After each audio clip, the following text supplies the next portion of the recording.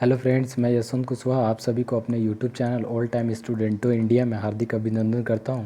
जैसा कि हम लोगों ने पिछले क्लास में संविधान के जो भी महत्वपूर्ण भाग थे उसके संबंध में डिटेल से और एक्सप्लेन सही डिस्कस किया था और फिर उसे याद करने का भी प्रयास किया था। उम्मीद है कि वो आपको याद हुआ होगा और फिर अगर याद नहीं भी हुआ है तो आप उस वीडियो को बार बार 2-3 बार अगर देखेंगे और अपने कॉपी में नोट करेंगे तो आप उसे बार बार पढ़ेंगे तो आप आसानी से याद कर सकते हो। ठीक है, तो चलिए उससे रिलेटेड जो भी महत्वपूर्ण क्वेश्चन बनते हैं तो उसके बारे में जो है कि हम लोग डिस्कस करते हैं और पूरा एक्सप्लेन के साथ।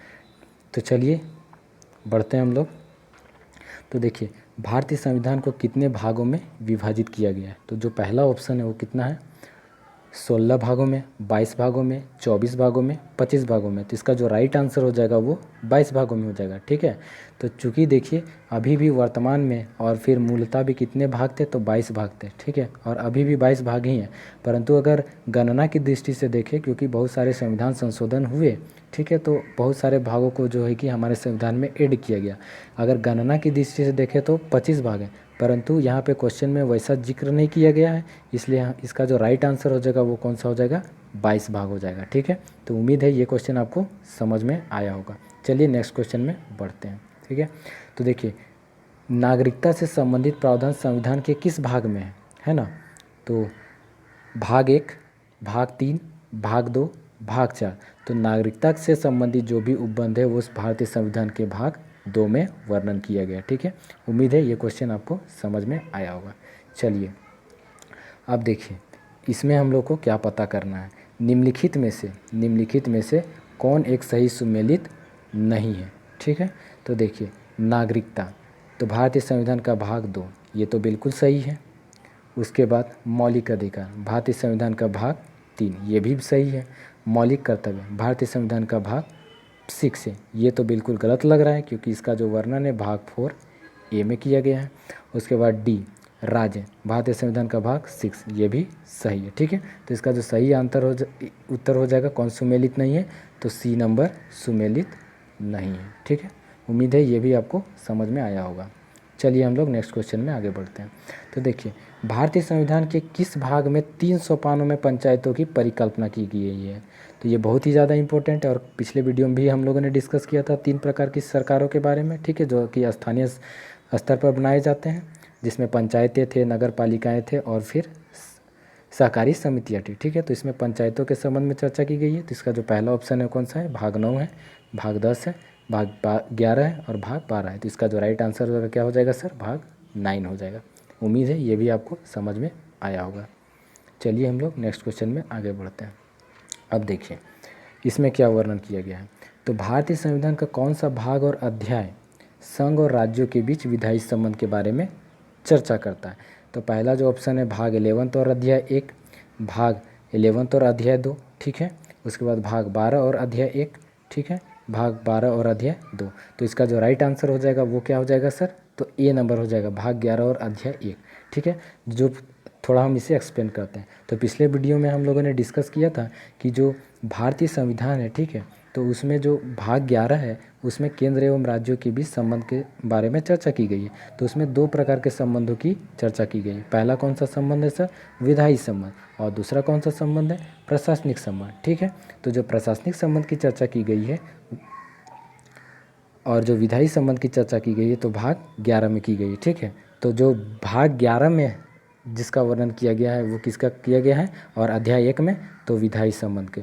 ठीक है, तो अगर हमें भाग 11 में अगर प्रशासनिक संबंध के बारे में पूछता तो जो है कि उसकी चर्चा अध्याय 2 में की गई है। ठीक है, प्रशासनिक संबंध की चर्चा में बारे में अध्याय 2 में की गई है, लेकिन इसमें विधायी संबंध पूछा इसलिए इसका आंसर जो हो जाएगा भाग 11 का अध्याय 1 हो जाएगा। ठीक है, चलिए हम लोगों ने इसके बारे में डिटेल से डिस्कस किया।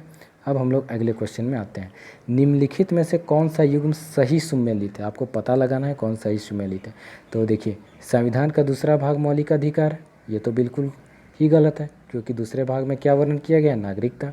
संविधान का तीसरा भाग नागरिकता, बिल्कुल गलत है क्योंकि भाग 3 में क्या वर्णन किया गया है, तो नागरिकता, ये मौलिक अधिकार के संबंध में चर्चा की गई है। अब संविधान का चौथा का मौलिक कर्तव्य, ये तो बिल्कुल सही है।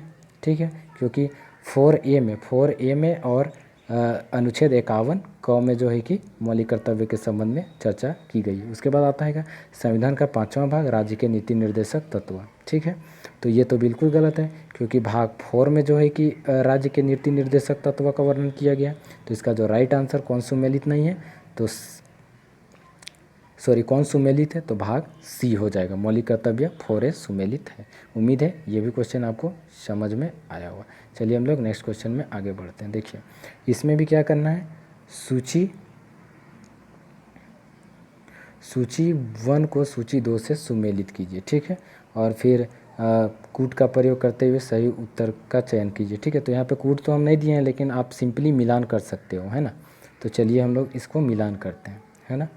तो देखिए भारतीय संविधान का भाग 9, तो भाग 9 तो आप सभी को पता ही होगा, जो पिछले क्वेश्चन में भी हम लोगों ने डिस्कस किया, पंचायत के संबंध में है।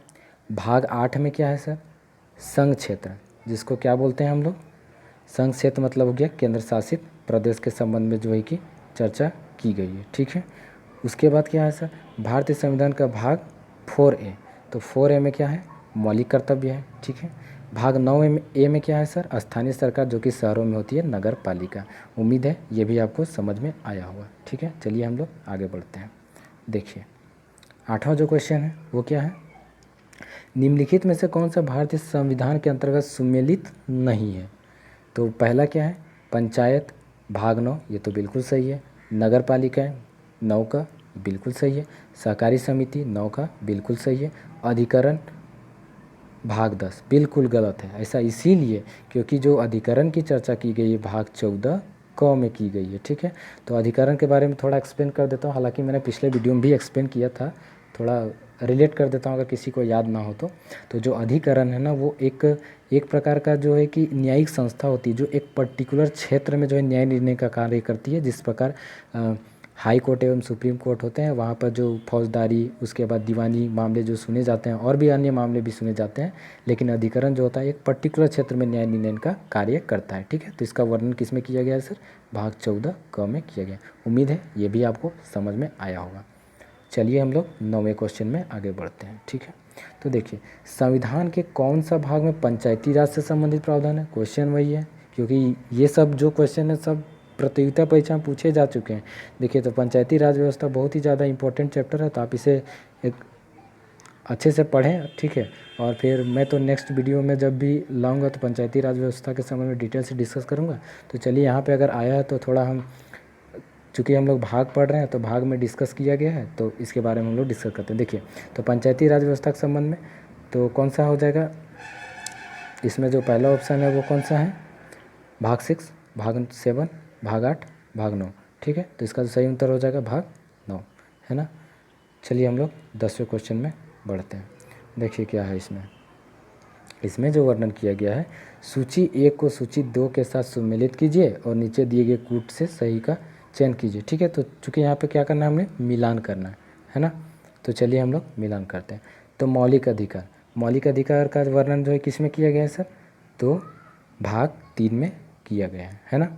उसके बाद मौलिक कर्तव्य किस में है सर, भाग 4A में किया गया है। ठीक है, उसके बाद जो है कि संघ अर्थात जो है कि केंद्र सरकार का वर्णन किस में है सर, तो सरकारों का वर्णन आप सभी को पता होगा कि भाग 5 और 6 में किया गया, लेकिन 5 में क्या किया गया है सर, तो संघ सरकार अर्थात केंद्र सरकार के संबंध में चर्चा की गई है। ठीक है, अब आपात उपबंध आप सभी को पता ही होगा कि भाग 18 में किया गया है। ठीक है, तो उम्मीद है ये भी आपको समझ में आया होगा। चलिए हम लोग नेक्स्ट क्वेश्चन में आगे बढ़ते हैं। ठीक है, देखिए अब इसमें भी हमें क्या करना है, सुमेलित करना है। तो देखिए चलिए हम लोग बढ़ते हैं, इसमें कौन कौन सा सुमेलन करना है थोड़ा अच्छे से हम लोग डिस्कस करते हैं इसके बारे में।